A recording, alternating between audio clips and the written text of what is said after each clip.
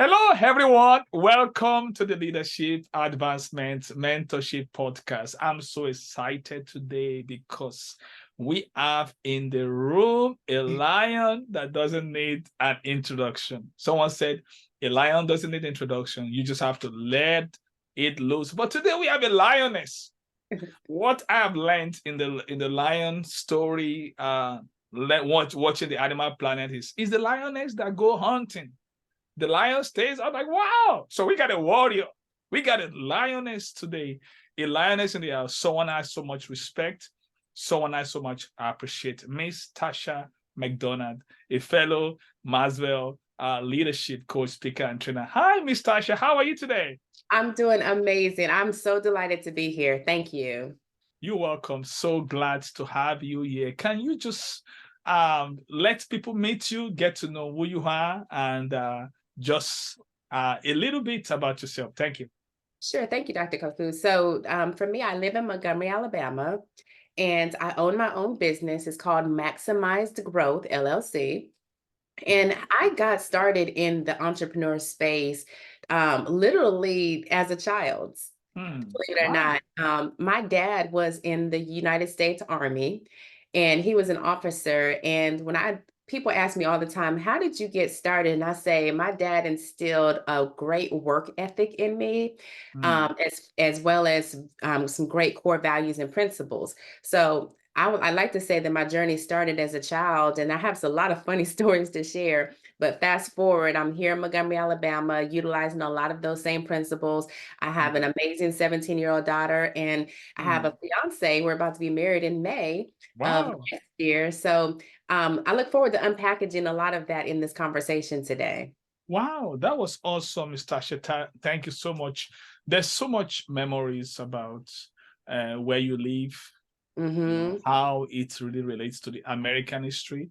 Yeah. Talking about the great uh, Reverend Dr. Martin Luther King Jr. Yeah. And we can make sure we can talk about leadership without talking about Sure. Martin Luther King Jr. How do you feel living in the same, state that Right. we have so much memories about leadership, about Yeah. the kind of life that Dr. Martin Luther King Jr. lived? So how do you feel and having that same and sharing that same space with Yeah. where a great leader has lived? How do you feel about it? Absolutely. Well, for one, it's definitely an honor. I'm not originally from Alabama. We migrated here because my dad was military. But to Mm, be able to know the history of why I'm here, to mm. me, it's an amazing opportunity, but it's also a responsibility. Yeah. Everybody knows about the I Have a Dream speech that he had and the dream that he had for people to be united. And me coming from outside of Montgomery Inn, that's part of the sense of responsibility that I feel that I have a part to play in this too. It's Mm, not just me sitting back saying, "Oh, I hope they do better." This mm, is about me saying, what is my part? What is my responsibility to be part of the dream that he mm, established so long ago? Because he was the influencer, one of them anyway, that mm. started this movement, a Yeah. great one. But I Mm. have a responsibility to carry it on, and I feel blessed to be in this space. Wow, that's awesome. And Mr. Tasha, there's something I've learned in having leadership conversation. Hmm. And you just strike a chord in me that we're going to stay on. Okay. The thing about great leaders like you is we can go anywhere. We can go north, we can go east, we can Yeah. go west, we can go south. What does that mean? Someone Yeah. said news, NEWS, is information from the north, east, west, and south. Right. But today I want to stay on that dream that you talk about. One of the book I'm working on right now, I've written 5 books this year by the grace of God. They are all Wow. on Amazon. They are Uh-huh. doing well. And the one of the book I'm still working on is called Live Your Dream. Mm, Yeah. But powerful. but there's a catch to this. When you look at the word live, Mhm, what I mean is LIV, your dream. mhm. Now, many are not doing that. Yeah, They are doing LEAVE. I got So it. many are living their dream, unattended to. Mm-hmm. And when we live our dream, when we do LEAVE and don't do LIVE, Yes, we're gonna be living some other people's dream, that's right. That's and we right. can reach our full potential. So I want to make Right. this podcast about live your dream, I love it. the right one, LIV. So because that's how I got to know you. I saw you living your dream. Yes. I saw you on stage. I said, listen, I need to know this person. And at what time did you know that you became aware that you have a dream? At what time? Because and Martin Luther King Jr., for your information and for everyone listening to us, I have a dream was not part of his speech on that day when Mm-hmm. it was at Lincoln Memorial, based Right. on the story and the information. I got this from John Maxwell and I did my own research. Yeah. I have a dream was not part of the speech. So as he was speaking to people, Maela Jackson come closer and he said, Martin, tell them about your dream. Yeah. Now, Maela Jackson she obeyed what we call the law of the thermostat, that great communicators read the room and change the temperature. Yes. And that's when Dr. Martin Luther King Jr. paused and he started the I have a dream. It Yeah. was not prepared for that moment. Right. And guess what went viral? It was that same speech. Now, at what point did you become aware, Miss Tasha McDonald, that you have a dream? At what point? Yeah. So, okay, this is interesting conversation because I believe when I was a child, we teach children. How old then? Yeah. I was in the sixth grade, so Mm, probably 12, 13 years old. mm, And I remember I loved to write stories. mm, I loved the impact that stories had on my life because I loved to mm, read back then, and I loved the stories the impact that they had on others. And so I was given an opportunity to participate in a writing contest in the mm, sixth grade. And I won. I was one of two sixth graders in our district that won, and we were invited to the district with others around the state. And it was mm, called the sixth grade writers workshop. And it mm, was at that moment that I realized the impact that my words had on people. mm, And I realized the impact of influence. I didn't even realize what was happening, but as children, we tell them, use your imagination, yeah, dream, right? yeah. And we tell kids that all the time. And Mm, so that's what I was doing. I was dreaming, and I had mm, these big dreams about what I was going to do when I grew mm, older. I wanted to have my own business. I wanted to write. I wanted to impact people. But you mm, said something really interesting because in that moment I was LIV my yeah. dream, right? But Mm, then as I grew older, life happened. mm. And when life happened, I And you began went from LIV to and LEAVE. you see where I'm going, right? Wow, you went Right. down south. I did. And I started leaving my dream behind because I Mm, didn't believe it was possible anymore. And there's a mm, saying that says, who were you before the world told you who you were? Who were you before life wow. started happening to you? And Mm, that's what was going on is I started letting mm, the circumstances of life talk me out of. I started letting doubt talk me out of the dream that was on the inside of me. But let me tell you something, Dr. Koku, that's amazing and so powerful that at any point in time, and I'm not saying it's an overnight process, but it matters who you surround yourself with. It matters the community that you have, because being in the right community, I was reminded again. mm, Being in the right spaces, I was reminded again of that dream. And so fast mm, forward, because like I said, life was happening and there was some the school of hard knocks and all that, but I was reminded and I was able to pick that dream back up. And guess what? Not only am I a writer, I'm an influencer. I speak, I train, I coach, all of those different things.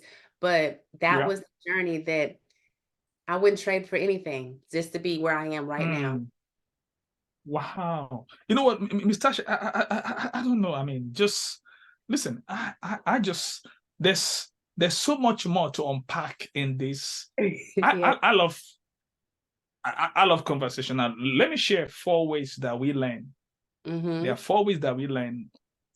Number 1, through work that stretches us, work that challenges us, work that takes us from our comfort zone to our challenge zone. I did a podcast last week on comfort zones and on 4 life zones. So you can, if you are listening to me now, you can go and watch the last series, the Lamp 42, on 4 different life zones. I talk about that. So the second way that we learn is through practice.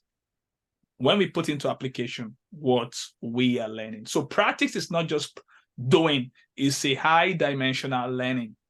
Because we getting more better, the training, and if you get to know the 4 phases of learn, 4 levels of learning: unconscious incompetence, conscious incompetence, conscious competence, and unconscious competence, you will get to see the every time you practice, you moving from one levels to another. Now, the third way that we learn is what we call creative conversations. You see, conversation is the lubrication of learning. Now, creative conversation is 2 great minds coming together to create a mastermind. That's what we get in the mastermind groups. And the 4th way of learning is when we have a time for reflection. That's good. Because reflection will turn experience into insight, which is wisdom. Now, you just talk about dream. And as you were speaking, we are having a creative conversation. It's a form of learning now. And I like you because you are a lifelong learner. I see how you are taking notes and all that. And I take note of leaders who take notes. Okay. When I take note of leaders that take notes, it shows that that leader is going to last. Now, when I was in medical school, I have had an experience, and I'm a person of faith. And that from that experience, I had an awakening, and it was I had that witness within me. That what came to me as a revelation, that even though you forgot your name, don't forget your dream. That's good. And I say, wow, it's so hard for me to forget my name. I mean, that means your dream is what give you a name. Wow. If I mention Bill Gates today, what will you think about? Computers. Microsoft. You got me? Computers, Microsoft. If I mention Tyler Perry today, what will you think about? You think about Madea or a movie and all that stuff. Yeah. I mean, so that tells you how powerful the dream is. Yeah. Now, when you begin to, you have a 6th grade, you started living your dream, LIVING, as a 6th graders. But with time, you now started living it. Right. You went from living LIVING to LEAVE, like everybody else is doing. Right. So, so can you tell people, because many people are really started living their dream as a little kids, they have just like, there's something that tells them that I'm made for more, I'm born for greatness. But along the time, life begin to happen, I mean, like I like what you said. You said, who are you before the world tell you who you are? We begin to get our identity from the community, from the world telling us, oh, you can't do that. Who do you think you are? And all that stuff. And we begin to go down south. That's right. That's right. So how did you came back? Because if you have remained down south, Miss Tasha, you will be a nobody now. So how did you came back from down south, living your dream, to now living your dream, LIVING? Yes. So for me, it was after hitting a series of what I call my rock bottom experiences, I reached outside of myself for help. And I reached outside of my circle for help. And the first person that I reached out to, she just so happened to be a counselor and a life coach. And I signed up for 6 months coaching with her. And it started off with counseling, probably the first 2 sessions. How long ago was this? How many years ago was this? Let's see, this is 2023 now. Yes, So ma'am. we're talking, oh gosh, I want to say, oh gosh, now you're making me think. Yeah, sure. This is a thinking time there. I want you to put your Let's see. thinking hat on. How I just about, want people to um, see that yeah, progression. how about 10 to 12 years ago? There was a Okay, window. beautiful. Yeah, there Beautiful. was a window of time there Yeah. that I reached outside for help. Yeah. And so there was a shift that started happening when I reached for help. You know, Mm, I was signed up for 6 months of coaching. And like I said, those first two sessions were probably more counseling than coaching, but she helped me. We talked on the phone every other week. She helped me mm, to identify where I was. Number one, mm. we had to diagnose where I was because it couldn't be about anybody else. I had to remove the blame game. Yeah. And I had Mm, to really look in the mirror and say, okay, who is Tasha and what do you want? And she mm, helped me to answer those questions. And she helped me to take inventory of my life, you know, mm, from the mm, inside out. And mm, those sessions with her were absolutely amazing. She gave me this tool. She was a sounding board. She was a safe mm, place. And we walked through and talked through. She gave me some exercises for me to do. For example, she challenged me to journal my thoughts and my feelings instead of keeping them bottled inside. She mm, challenged me to do things like go outside for a walk, breathe, mm, you know, um, and she challenged me to dream again. mm, mm, She challenged me to mm, dream again. And when she mm. challenged me to dream again, she actually challenged me to take those dreams that I had left behind, Yeah. to pick them back up and dust them off. And it was Mm, literally by the time we got through those 6 months, I literally mm. had written my first book. Wow. Wow. Yeah. That was Yeah. awesome. And I told her that she helped me to recover or rediscover my purpose. Mm, And mm, that's what she helped me to walk through was now that you know your purpose, what does that look like? mm. Wow. That was awesome. Wow. Mhm. I'm just listening to you. And a thought was really coming to me, saying the one of the things we highlight on this podcast about mentorship. That's what you just described. Yes. Because Yes. mentors deliver us from tormentors, Yes. And Chris Robinson was on my podcast. It came here on March, Uh-huh. and in my early part of joining the Maxwell leadership, I was listening to a podcast where Chris Robinson shared something that changed my life. Mhm. So one thing I've learned to do is to take what I got from great leaders and repackage it Yes. and put it in a simplistic form Yeah. that people can understand. So when Chris came, I said, Chris, I got this from you many years ago. Yeah. It changed my life, but I've put it in a simple form. Guess what Chris said? Give it to me now. Give it to me now. And I'll give it to you. Yes. So I put it in the acronym called LAMP, LAMP. So it said, these are the 4 things to do to change your life in any field that you are. The first L is learning. And not just learning, in-depth learning. So learning that we have to be addicted to learning. Mm. And the A is application. Because greater than knowledge is applied knowledge. So you want to apply what you are Yeah. learning. So you don't just want to learn, you want to put it into application.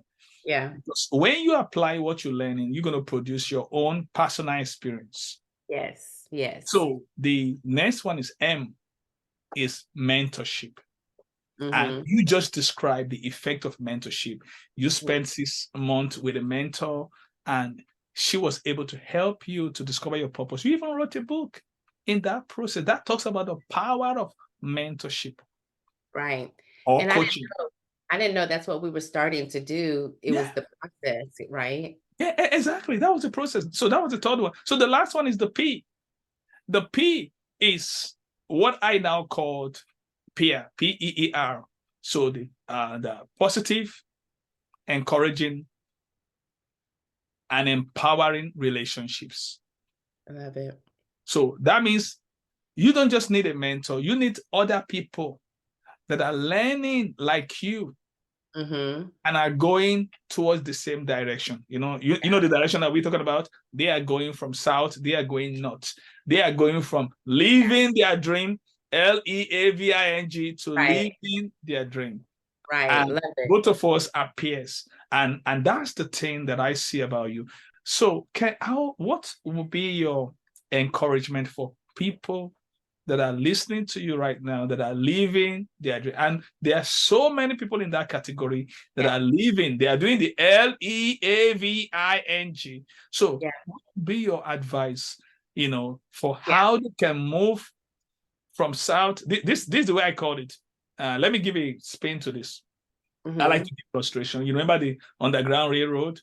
Yeah. Then the slave, they will escape from south, they will move up north. So Pennsylvania was the place that they were running to. Once they get to any northern state, they are free. Now, there was a time that the slave owners, they went to go and make a rule in Congress that they can capture anyone, even though they escaped from the north. And guess where people started going then? They went up north. They went to Canada, Wow. away from the slave owners and all that. So that means it's not enough for us to just go up north. We have to go up, up, up, up. We keep moving. We keep moving. Right. And Right. that is the place of living our dream, must be something that we keep going. We don't stop. We don't stop. There's no finish line, like John Maxwell said. So Right. what would you advise for people that at the moment, because one thing that happens to people that live their dream, LEAVE, is they are Uh-huh. depressed. There's no fulfillment. It doesn't Yeah. matter the tons of money that they are miserable, Yeah. because fulfillment comes from living your dream. So what would be your advice? Because I know you're experiencing fulfillment now, and Yeah. it's all over you. People, we can tell. So tell people, how can they get from the state of living their dream Yeah. to living their dream? LIV. Yeah. So the first thing for me that I didn't even realize this is what was happening was become self-aware. Um, Hmm. this is a two-part answer. Become self-aware of yourself and stop the blame game. Hmm. In other words, what I had to do was I had to stop saying, well, it's because of so and so that I can't do this, or it's because of this that I can't do this. I had to literally stop pointing the finger at everything and everybody else and literally look in the mirror and say, what is it about me Hmm. that I don't feel like I'm not worthy enough for that dream? Hmm. And get really gut honest with myself. And again, I love how you're saying mentorship because I needed help with that process. Hmm. I couldn't do it by myself because Yeah. we're extremists. We go for either one extreme or the other. And Yeah. so sometimes we'll go to the whole opposite extreme and just say, well, I'm just not worthy, or I can't do it, or I messed up, or Hmm. all this kind of stuff. Hmm. And that's why we need somebody else who can help us see our blind spots and help us see what we Hmm. can't see, because then Hmm. they can ask the right questions. Yeah. Yeah. Right? And, Hmm. or we go to a whole opposite extreme where we're comparing ourselves and we think we're better than everybody else and we don't Hmm. need help. And that's wrong too, because we need Hmm. people, Yeah. Yeah. right? And Hmm. so becoming self-aware was helping me to understand, what are my strengths? Hmm. What are my areas for improvement? Hmm. What are the opportunities in front of me? Hmm. And what are the real threats? Hmm. And the real threat, I couldn't say, even if I was to say, well, it's because I'm afraid. Okay. Well, afraid of what? Hmm. I had to get very specific in answering fear of what. And I couldn't, if I said, well, it's me, I'm stopping me, I still had to be specific. How? Hmm. How am I stopping myself? And so again, self-awareness is the powerful tool to help you recognize where you are Hmm. so that you can see where you desire to be. And then the mentoring is the tool or the resource to help you with the how. Hmm. So that will be the mentorship, will be the second step. The first thing you mentioned is self-awareness. And Hmm. the second level after self-awareness is to now take the mentorship train. Yeah. Yeah. Okay, Yeah. that's awesome. That's where the equipment comes in, the Yeah. tools and all that. Wow, Yeah. that's Yeah. awesome. And Yeah. owning it. Own it. That's why I said don't play the blame game. Mm, One of the things my coach always told me, she said, Tasha, when you give people the power to define you, you mm. also give them the power to destroy you. Wow! Yes, right. Please, can you say that again? Say I it, say sure it, can. please. I sure can. She said, when you give people the power to define you, you Hmm. also give them the power to destroy you. Wow. And Hmm. at the end of the day, that's too much power to give away. Hmm. And when Hmm. you're self-aware, you realize there's power in you. You Hmm. just got to go digging for the treasure that's in you already. Wow, Miss Tasha. Listen, you just throwing some goals down. And I mean, I'm not happy that we're coming towards the end of the podcast. Please, can I make a plea before everybody? Can we bring you back, please? Oh, absolutely. Absolutely. I would love I'm so that. excited I because would love that. because I tell you, there's so much inside of you. I mean, you just blessed me. Look at what you said. You said when you give people the power to define you, you also give them the power to destroy you. Wow, that was classic. Yeah. I tell you, I mean, this is real gold. Yeah. And when at what point did that statement came to you? Yeah. It Yeah, came to me because when I was starting to dream again yeah. and I was awakening the dreamer within, Mm. Hmm. yeah, what was going on was then I started allowing people's opinions to come in, or I started comparing myself in an unhealthy way. And so every time I did those things, it would cause me to LEAVE, the dream again. And Hmm. so I started paying attention to what's taking me closer to my dream or what's taking Hmm. me further away from my dream. And Wow. what I realized is that it cannot be about wanting or needing validation from other people. Hmm. It cannot be about comparing myself to other people. Yeah. It literally is about knowing who I am, knowing why I'm here, knowing what my strengths are. That's why I went through and said I had to take inventory. Yeah. Yeah. Because at the end of the day, this was about me owning who I am. Wow. You Taking know? ownership. Yeah. Wow. This Yeah. is awesome. This is awesome. You just, I tell Miss Tasha, I mean, you don't know what is going on now. I was screaming the other time because we gonna have you as one of the speakers, Okay. for the Women in Leadership Made for More. Yes. And the theme for the conference in March 2nd, 2024 is Awaken the Leader Within You. And you just talk about awaken the dreamer within you. In fact, I'm making that the title of this podcast because once you mention Yes. that, something just moved inside of me. And Yes. because of the time that we have left, like I said, there's so much to get from you, and you just earned a degree from this podcast. We call it BHP. The BHB degrees means bring her back, bring her back. Yeah. So Oh, I mean, it's not every time we got to bring people back, but you just end that degree. We're gonna bring you back. I love it. Yeah. I love it. It would So be an honor. awesome. Now, the great thing I want to ask from you before we wrap up is: at what point did you discover your leadership potential? I believe everyone has potential. At what point did you? Is it the same time when you are in sixth grade, or was it a different moment that you just discovered that you have this potential to lead? Someone said the word lead is live every day above defeat. and, Mm, whoa. and I take it to another level.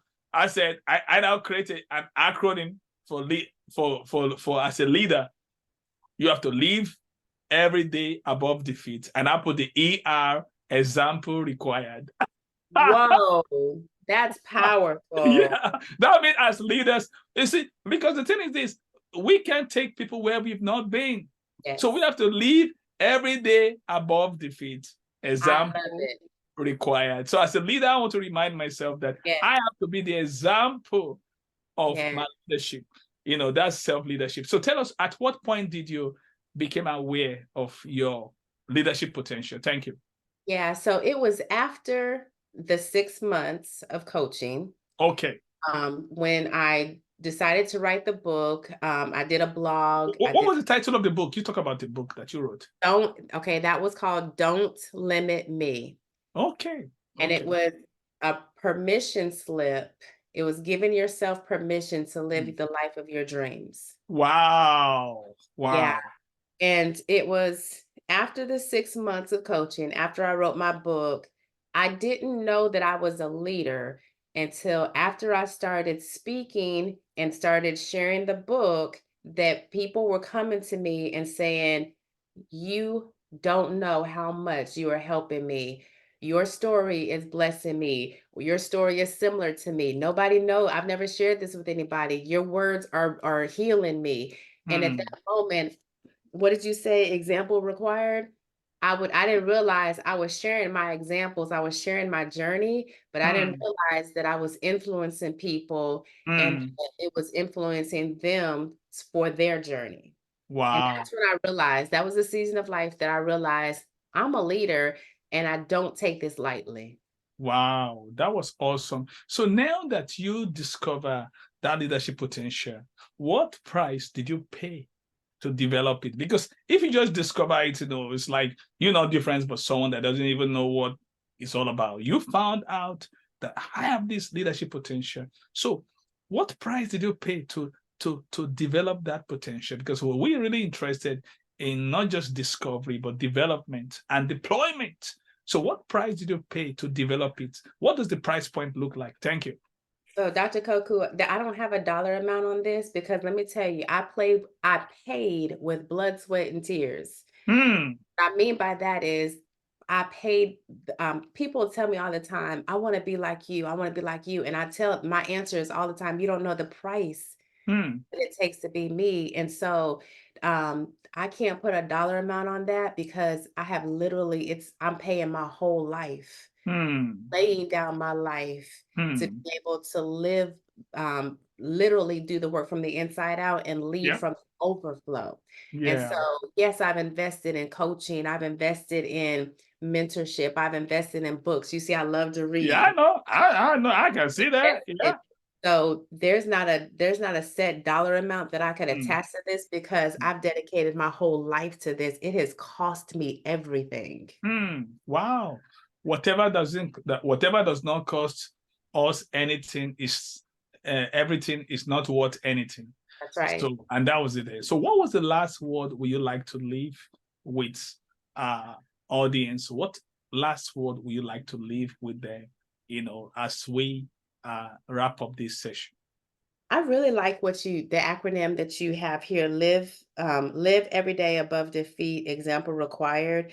My challenge to and encouragement is Hmm. never try to give what you would never to others, what you would never give to yourself. Hmm. Never try to be to others what you would never be to yourself. Hmm.